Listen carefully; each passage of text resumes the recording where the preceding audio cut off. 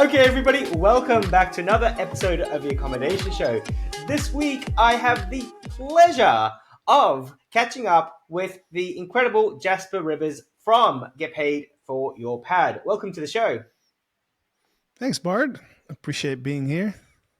You are a little bit infamous in the STI industry. You're one of those names that keeps on coming up all the time. And what's been interesting is that I knew about you probably for around about 2 or 3 years before you knew about me. Then we met up in VRMA last year, and I can see exactly why you've managed to build up a fantastic reputation, and particularly with the amount of knowledge that you have and that you share. So it's a real pleasure to have you on the show. Yeah, well, I'm excited to be here. I appreciate your nice words. Look, they are true, and quite often people can build up reputations for different reasons. And the one thing that I do like about you is your consistency. You've been doing this for a long time, and you've got always some incredible nuggets to share. And that's what I hope to do today. Now, folks, today we're going to be talking about building your perfect first listing or building the perfect listing.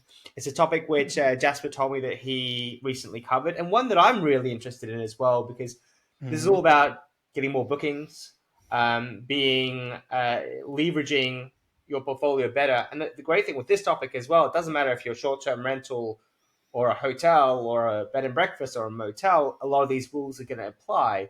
But particularly if you're getting started out there in the industry, building the perfect listing is important. But before we get into it, Jasper, can you please let everybody know a bit of your background? Yeah, 100%. So I started my first Airbnb in Amsterdam back in 2012. So that's 12 years ago. I can't believe the time flies. Um, Back then, nobody knew about Airbnb, and anything that you put on Airbnb was making money right away. It's a Yeah, very different time. yeah. Um, but yeah, no, I have a background in finance. I quit the corporate world in 2010, started traveling the world, and needed something to do something with my apartment that I owned. So tossed it on Airbnb. It was doing great from the get go, but I noticed that there was very little information out there about Airbnb. And as I was traveling, people would ask me, are you retired? Like, how do you pay for your travels? And so I would tell them, well, I have my apartment on Airbnb, and the response would be Airbnb and what? What? Yeah. So I realized, I was like, man, like people really don't know about this opportunity, right? And back then, there was so little homes on Airbnb that you could easily make like twice or triple the rent, right? Nowadays, that's a lot harder. But back then, that was the case. So I just felt like, wow, this is a huge opportunity. Nobody knows about it. So I wrote a book, Get Paid for Your Pad, and then I started a podcast in 2014. So it's about 10 years ago. So yeah, still doing that. Did a little bit of everything. I own some of my own Airbnbs. I also started a new short-term rental brand with my business partner Eric Muller, which is called Free Wild, with WYLD. So there we're trying to bring like a very high level experience with unique design, really unique experiences in two traditional vacation rental markets. So that's a company that we're focused on really scaling right now. So Awesome. So that's in a nutshell, freewild.com for that one. yeah, Free Wild. So with WYLD instead of WILD. Gotcha. No One worries. word. Yeah. And then, folks, that'll be in the show notes later on, so you can always look that up. Now, so that means that at this particular stage of recording, that you've been in the industry for over 12 years now, and you've seen a massive amount of change. And one of the key things that you've brought up is that things used to be easier, but I would also argue they were different because you'd be dealing with different challenges. You didn't have property management systems, you didn't have pricing tools and software. The way that you take Mm-hmm. photos would be completely different. Now it's become there's a lot more information out there which is available for people to actually leverage on. So you get the advantage of all the education, but then the disadvantage of a lot more competition, and we've got different challenges as we kind of move forward. Uh, if it's okay with you, I mean, I know that you've just got such a wealth of information. I'm just so tempted to go straight into our topic of the day, because I think that for everybody, the quicker we get onto it, the more value that we can give, and it's all about building a short-term rental listing or building a listing on for one of the OTAs, and some of the fundamentals that are required to go there. Now, you said that you put together a course about this. Well, not necessarily a course. We have a course on revenue management that includes like how do you create a perfect listing, how do you launch a new listing, because that's a very important part of revenue management, right? Because if you have a mediocre listing, no one's going to book it. So no matter what your pricing strategy is, you're just going to get lost in, on page 21 of the OTA, right? No one's going to see your spot, so like no one's going to book it. So it's an important aspect, right? If you really need to, like, when you launch a new listing these days, you got to have a real strategy behind it. So you Mm, got to be very intentional of like how you approach it versus like 5 years ago or 10 years ago. You could basically, if you had decent photos, you pretty much do well, right? But now you really got to understand the OTA, right? I mean, we can just use Airbnb as an example, yeah. but this is true for all OTAs. Like you got to understand like how does that search algorithm work? Like how does Airbnb determine what guests they're going to show what listing to, right? What do I need to focus on in order for Airbnb to show me to more people? How do I need to structure my listing so that somebody's actually going to book and not just look at it, right? What kind of questions would pop up in their heads, and how do I give an answer to the question before it's asked, so that people don't have a question in their mind, but they actually go to the book now button because they know everything that they need to know in order to make that booking decision, right? So there's Mm, there's this whole like psychology and that you have to focus on and really understand, um, because you look at booking.com, for example. you know you go on booking.com and everything has been thought of, right? The color of the buttons, like the mm-hmm. thing where it goes like, oh, there's only two rooms left, book now, save X amount, get a free early check-in. Like there's Yeah. all this stuff where these big companies use to optimize their listings and really drive those conversions. And so we have to have that mindset too, whether we're a host or we have hotels or whatever it is. We gotta take that very serious, and we gotta Yeah. spend real effort on it, because if we don't, then your listing is just going to get lost in the masses. There's too many listings out there right now, and people, as to your point, there's more education. So the average host does a better job at creating a listing right now versus 5 years ago. So you can't, you have to be very intentional and have a real strategy behind how you're launching your listing. Otherwise, it could get lost. And I see it over and over with students that we have in our groups. Is they launch a listing 2 months later, they've had one booking, and they're like, what's Yeah. happening? What? Yeah. Like, why don't I get And bookings? that's such a common thing, is people really struggling to get those first bookings or for it not to work, and you'll go through and they'll get different advice as to what they're meant to do to fix it. And one of the things I want to kind of rewind on a little bit, if you don't mind, it's the concept of let's call it OTA optimization. So, in a term that a lot of people might understand, is search engine optimization. So, search engine optimization, it's all about trying to get onto page one of Google.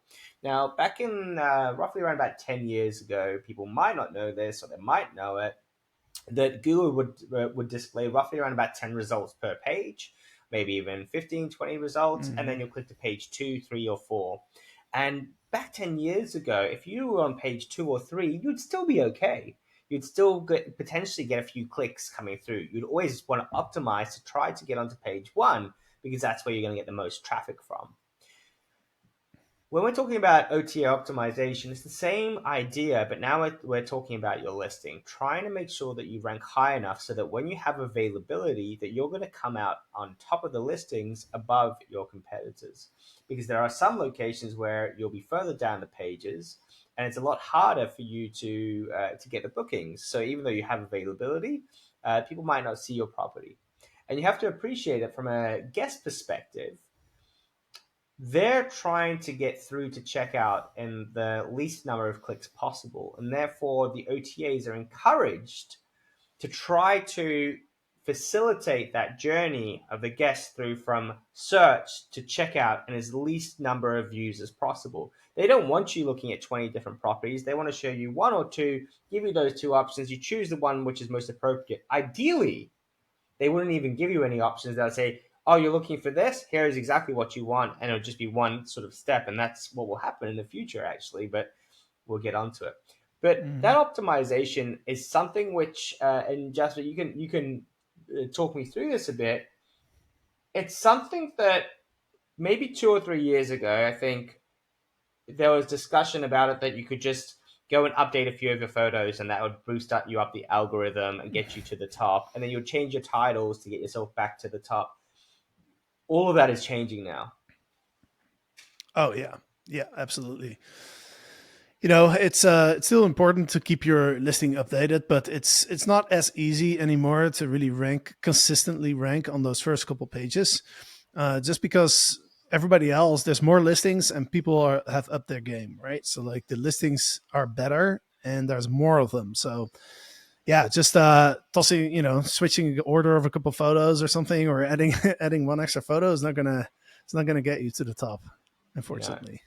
So what are the main things in that case that we're trying to look at to get optimized? Mhm. Or what are those first things when we're building that first listing that we need to really think about?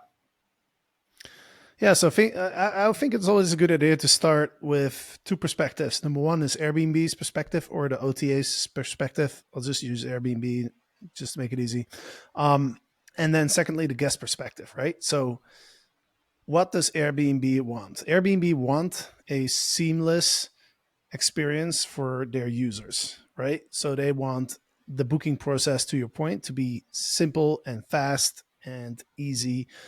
So they want you to use things like instant book. They prefer you to use like a more flexible versus more stricter cancellation policy. They don't want you to put up any big barriers like a 4 or 5 night minimum stay, things like that. Airbnb just wants wants the best experience for their users, and then from the guest perspective, the guest wants to obviously they want to book a unit, but they have certain questions in their mind, right? For example, for me, it's like I will always need fast Wi-Fi.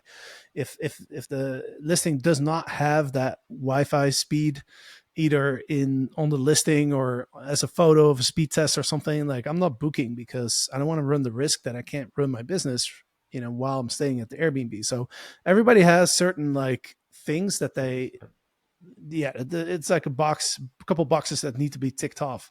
So if you've never booked a listing, through one of the OTAs yourself, then I highly recommend book something right now for the weekend. Just book a one night stay and go through that process yourself, right? Because you got to in order to understand the guest, you got to really put yourself in the shoes of the guest. But just like some tips on like how to rank well, especially in the beginning, is number one is just make sure your listing is totally complete. You'll be surprised. I would say of the 100 listings that I'll look at, I would say like maybe 80, 85 are not complete.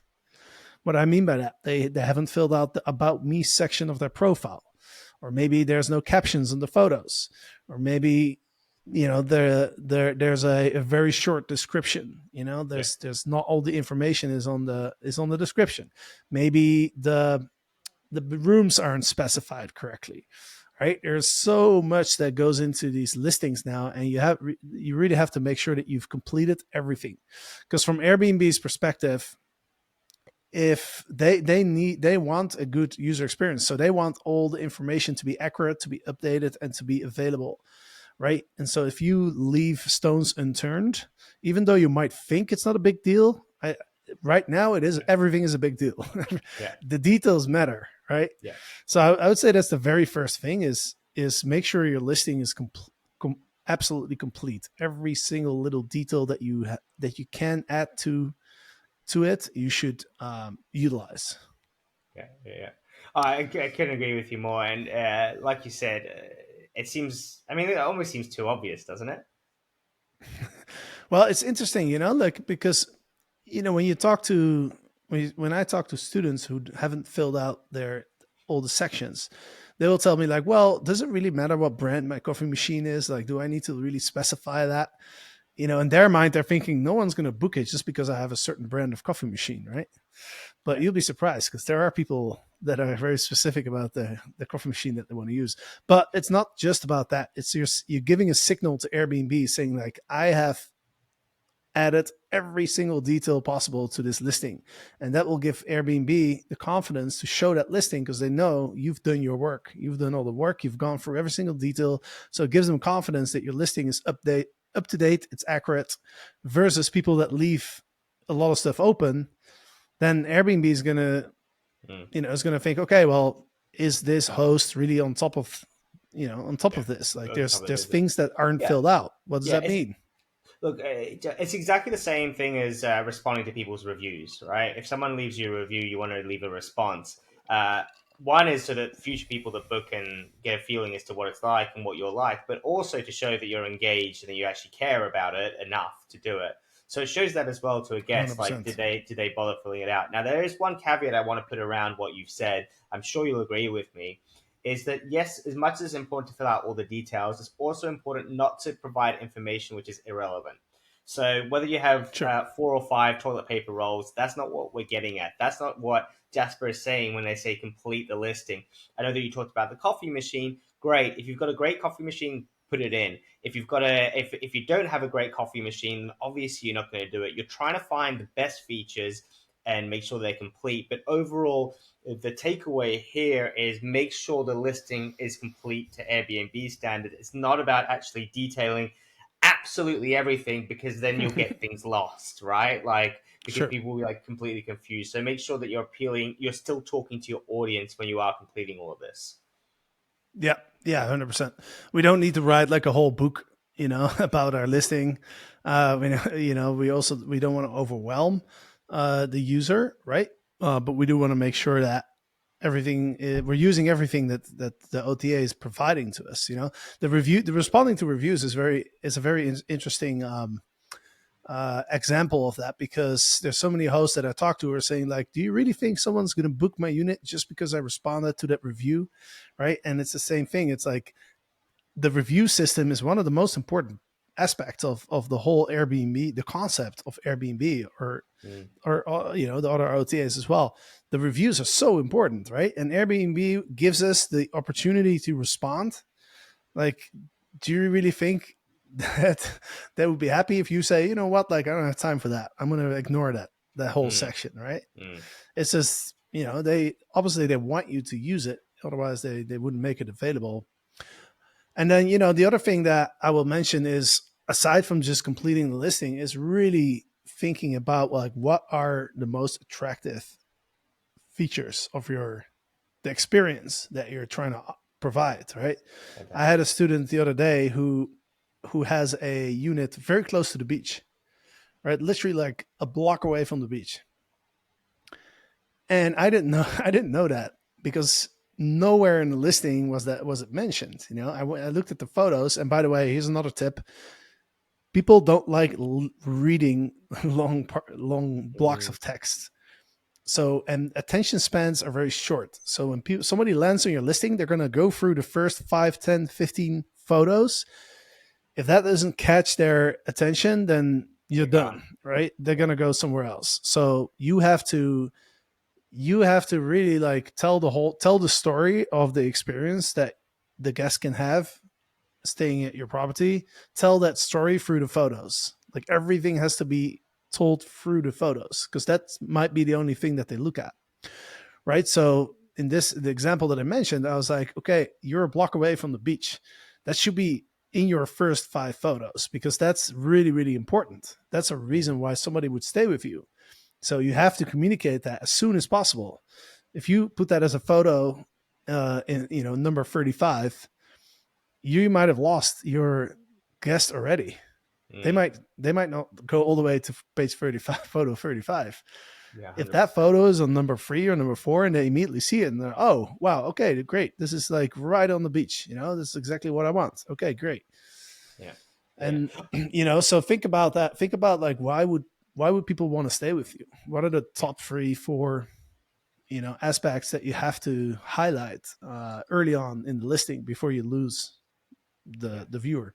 And you're getting me so excited about this. So we actually developed a tool, Jasper, which actually you should probably leverage off of us. But we developed a Chat GPT where we can upload images and then get all of our captions done. And when we think about captions, they're very important because they also help to guide Airbnb and the search engines in terms of Mm-hmm. understanding what your listing is all about.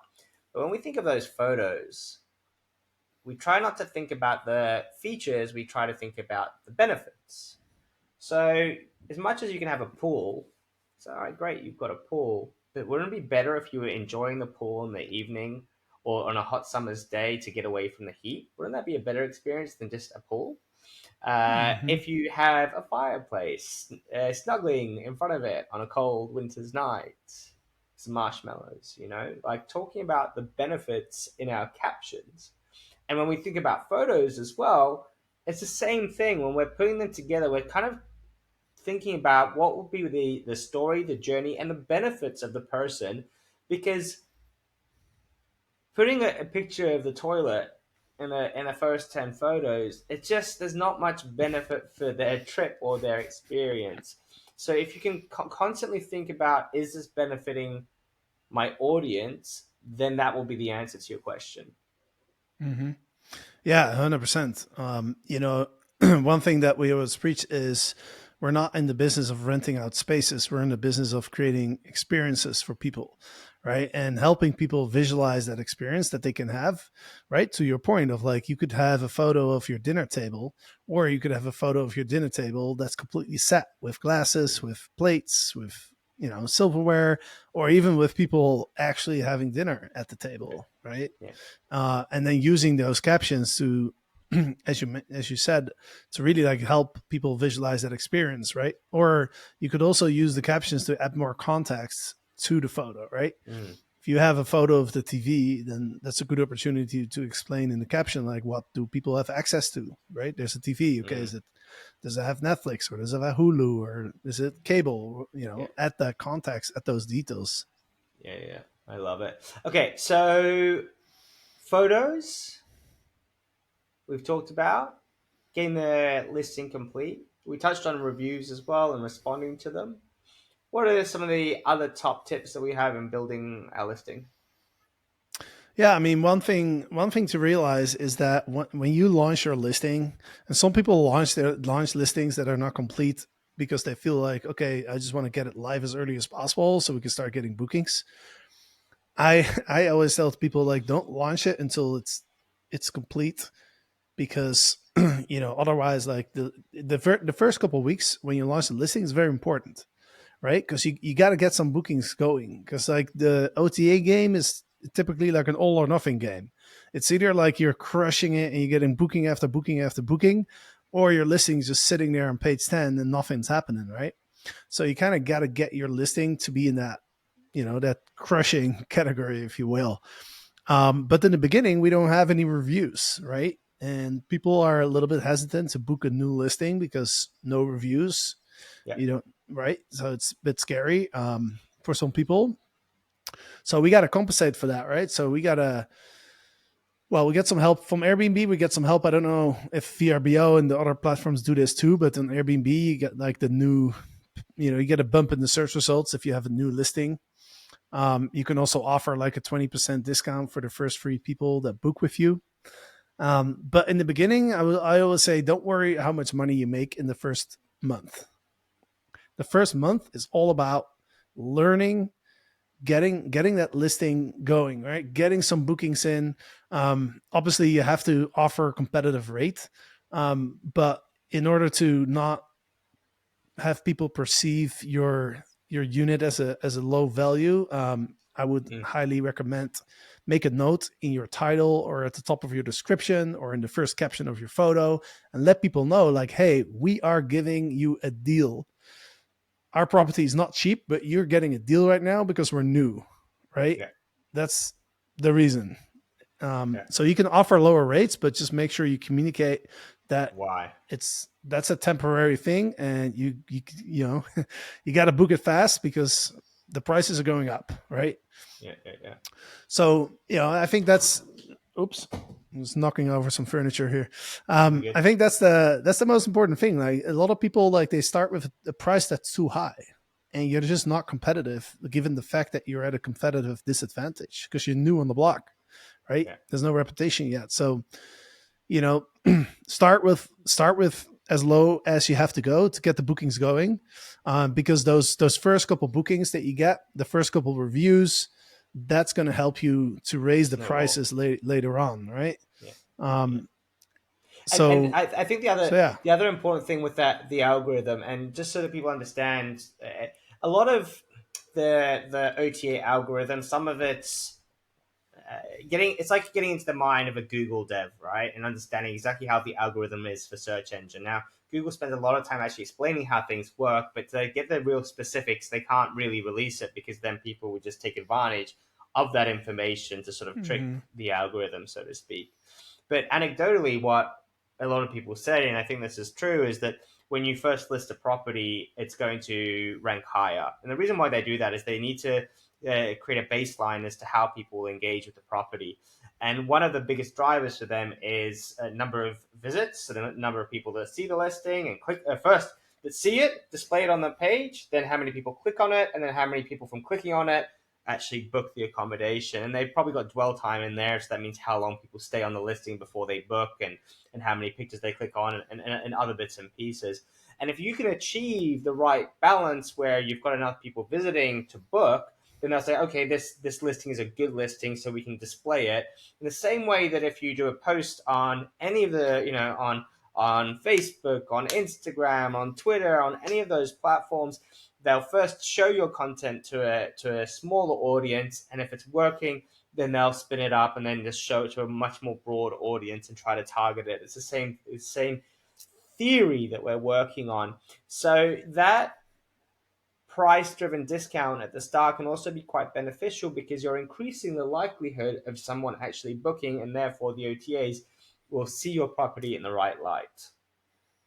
Exactly. Yeah. Yeah, you got to get some people in the door, right? Yeah. Because you got to get some reviews, and the other tip that I have is make sure the first 10 people that come through your doors, treat them like Royalty. kings and queens. Why can't we treat everyone like kings and queens, huh? Why is it only going to be the first 10? Sure, but treat them like no, I Extra, mean extra, the point extra kings and queens. actually. No, I mean, like, look, those first couple 5-star reviews are just so important, right? Yeah, Because like you look at a listing that has 0 reviews and you look at a listing that has 5-star reviews, huge difference, right? But yeah. that's only 5 bookings. It's not that many. You could have that in the first couple weeks, right? Mm, um so yeah, but also like you got to realize, like, you're starting out, like you might not have anticipated everything. You might not realize that your guests needs something that you don't have, or maybe your technology mm, isn't working correctly, your smart lock, your Wi-Fi, whatever it is. You're in the trial phase, so you got to be really really conscious of that, and ask the first couple guests, tell them like, hey, this is, you're my second guest. If there's anything that's not a 5-star experience for you, please let me know. Right, I'm just starting out. I got to learn. yeah, Please let me know if there's anything I could do to make your stay better. Right, I want yeah, you to have a 5-star experience. yeah, And then they'll tell you, they'll be like, oh, okay, yeah, you know what, like, it's not a big deal, but maybe you can add like there's no iron, right? And I need Yeah. to iron my shirt. Not a big Yeah. deal. But they're not going to put it in the Yeah. review. Yeah. Once you communicate that, they're not going to punish you and say like, "Oh, this host Yeah. didn't have an iron." They're going to tell you in private, and they'll still leave a 5-star review because you're communicating with them, right? Yeah. And I think most people want to see you succeed, right? Like people, I think, aren't inherently Exactly. Yeah. evil. I think that they just, that people are generally good natured. It's a very good point. That I mean, I think this is great business practice, regardless. I've interviewed quite a few people that talk about guest communication, and that the check-in one, like sending a text message or saying, "Hey, you've checked in. Any questions, concerns, please reach out to me." And then mid-stay and post-stay. So if they're staying for a few days, you can send them a message halfway through and say, "Hey, how are you getting on? Any issues?" Or I wouldn't even ask if there's any issues. I would, because that implies that they're going to try to find one. But you can communicate with them, and then on checkout as well. And it's better to over communicate as long as it's not overbearing and your messaging is correct, than under communicate, especially with those first few bookings. Yeah, 100%. Yeah, and don't be afraid to get on a phone call Yeah. with your guest, right? Make it a bit more personal and kind of build a little bit of a relationship there. And a lot of guests also, they when you tell them, when you make them part of your story and you tell them like, hey, you're my second guest, you're my third guest, I'm so excited to host you, right? And I would love some feedback, right? Because you're one of the first people that stay with me. Now they're part of this whole thing, and they're like, oh my god, like that's cool. I can help this Yeah. host get their business off the ground. And I think, to your point, like a lot of people enjoy contributing, a lot of people enjoy helping other people, right? So Mm, if you communicate that, the guest, I'm sure, they'll have a mindset of like, let's help this host, right, and be part yeah. of that Yeah. They'll be on versus your side. complaining about little things that go wrong. Yeah. 100%. All right. Look. So many pieces of gold. So many little nuggets there, Mr. Jasper. As we come towards the end, we've probably only got a couple more minutes left. Are there any quick fire things that you think people should think about? When launching a new listing, right? Yeah. Yeah, I would say, the most important things that we covered is, one thing that I haven't mentioned, that is, before you launch it, you might as well also ask some of your friends to take a look at it, right? And tell them like, hey, go through pretend that you're booking a unit in your neighborhood, and let me know like which listings stand out. You can also go through this process yourself, right? Like, put yourself in your shoes of the guest, and go on Airbnb or whatever platform, and then just ask yourself like, would I book my own unit? Would I even see it, or would I click on some other ones, right? Because it's a learning process, right? Especially if you're just starting out. So be curious. Ask for some feedback from your friends on your listing. Make a list of the most attractive aspects of your listing. Make sure those are communicated early on in the listing and they're not hidden, somewhere at the very end. And then, you talked about ChatGPT, and you can definitely leverage ChatGPT, right, to write your description, write your captions, because a lot of hosts oftentimes don't put a caption because they don't know what to write, Mm-hmm. right? So then you should literally go in ChatGPT and say like, "Hey, I'm building an Airbnb listing, and I have a photo of the pool, and this is showing, that's showing. Like, what's a good caption to get people excited to be in the pool, right?" And Yeah. ChatGPT will give you like 10 examples, right? Yeah. So, Yeah. I love that. Amazing. And one more that I'm going to add. So there's one thing we didn't cover, which was pricing. We kind of covered pricing, is giving a bit of a discount, and that's something for the future, is getting those dynamic pricing. Probably try to avoid Airbnb's pricing tool, is still the latest word on the street. And with the descriptions as well, those first few words, equally as much as the first few pictures that you have, uh, to encourage people to read on. Those first few words are critical, and one of the tips that I have is appeal to your audience. So understand who it is that's going to potentially book. So if it's like Jasper, who needs high speed Wi-Fi, then you'll be talking to his. Are you a working traveler or working business person, traveling business person? Mhm. Or if you're a family, you're targeting families, hey, this is the perfect retreat for a family or for someone traveling with a pet. And what that does is that speaks to them immediately. So you can have a few different avatars, and then they go, oh, this is a listing that would be appropriate for me. I'll keep them reading all the way through. So you can encourage them to follow that journey. Mr. Jasper, we are at the end of our time together, but I'm sure this won't be our last time together. I would love to encourage folks that are listening to follow you, follow your journey. I know that you talked about the revenue management program that you guys are doing at the moment. What is the best way for people to engage with you? Yeah, I would say go to getpaidforyourpet.com. We have an email sign up at the front page where you can get a free ebook with revenue management tips. So you can download that for free. And that's how you can kind of get on our list and you get updates from us and everything else. Beautiful. I don't have any other more questions for now, but I'm looking forward to hopefully getting you back on in the future and hopefully seeing you around at some of the events and conferences over the next 12, 24 months. Folks, if you are listening to this on the podcast, and make sure you give us 5 stars, you leave a review. If you're on YouTube, then subscribe, give it a thumbs up, leave your comments below, and either myself or Jasper will engage with your questions. Jasper, you're incredible. Thank you for sharing. Thanks for taking your time out of your day to spend time with me and with my audience. And I look forward to seeing you soon. Thanks, Bart. It was my pleasure. Have a fantastic day. You too.